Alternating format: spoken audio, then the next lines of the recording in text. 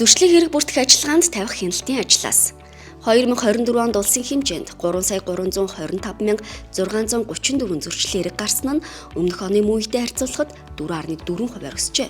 Зөрчлийн хэргийн 73.6% нь нийслэлд, 26.4% нь орон нутагт бүртгэгдсэн байна. Нийт зөрчлийн хэргийн 86.7% нь замын үйлдвэрийн аюулгүй байдлын тухай зөрчил бүртгэгдсэн байна. Үүнээс цонхлон үлддэг зарим төрлийн зөрчил буурсан байна. Тодорхойлбол автоэрийн тухай зөрчил 0.3%-аар, хүний бие таадах зөрчил 11.5%-аар, жолоочийн даатгалын тухай зөрчил 11.2%-аар тус буурсан байна. Харин олон нийтийн газар зүй бүсээр бие авч явах зөрчил 9.6%-аар, замын үйлдвэрийн аюулгүй байдлын тухай зөрчил 2.1%-аар тус өсжээ. Прокуроос төрчин шалгалт шийдвэрлэх эрхбөхий албан тушаалтаас гаргасан шийдвэрийг хянаад гомдол мэдээллийн үндэслэлгүйгээр хүлээн авах устгагдсан 3.114 шийдвэрийг хүчингүй болгож, үндэслэлгүй шийдвэр оногдуулсан 47,519 шийдвэрийг хүчингүй болгож, өөрчлөлт оруулахаар зөвлөлт бичиж шүүхээр шийдвэрлүүлэн зөрчсөн эрхийг сэргээсэн байна.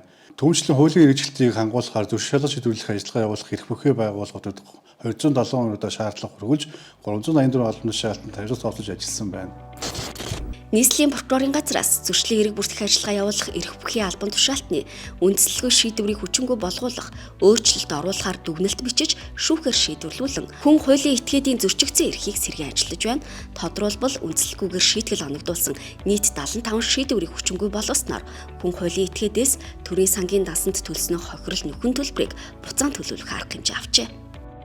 Эрх бүхий албан тушаалтны хууль бус болон хууль зөрчсөн шийдвэрийг хүчингүй олгуулахаар 98 дүгнэлт өөрчлөлт оруулахаар 50-с нийт 165 дүгнэлтийг бол прокуроос бичсэн. Дээрх 165 дүгнэлтээс бол 80 гаруй хувийг нь бол Захиргааны нэрийн ах шатны шүүхэд хүргүүлсэн. Энэ 165 дүгнэлтээс 125 дүгнэлтийг бол шүүгүүл авч, прокурорын дүгнэлт биелж бол хүн хуулийн этгээдийн зөрчигдсөн эрхийг сэргээж ажилласан байна. Мөн 3 хуулийн этгээдийн татвар төлөхөөс айсгах гэмтэргийн хинжтэй үйлдэлийг бол мөрдөн шалгах байгууллагт бол шилжүүлж шалгуулсан. Мөн эрх бүхий албан тушаалтнаас 62 хүн 12 хуулийн этгээдээс нийт 702 сая төгрөгийн хохирол нөхөн төлбөрийг гаргуулад 200 орчим сая төгрөгөөр торох шийтгэл оногдуулсан шийдвэр нь үндэслэлгүй буюу гэмтэргийн хинжтэй үйлдэл шийтгэл оногдуулсан, зөрчлийг бүрэн шалгаж тогтоогоогүй байх шийтгэл оногдуулсан, мөн төрчлийн шинжгүй үйлдэл шийтгэл оногдуулсан зэргээр хууль бус 75 шийдвэрийг хүчингүй олгож хуулийн этгээдийн зөрчигдсөн эрхийг сэргээж ажилласан байна.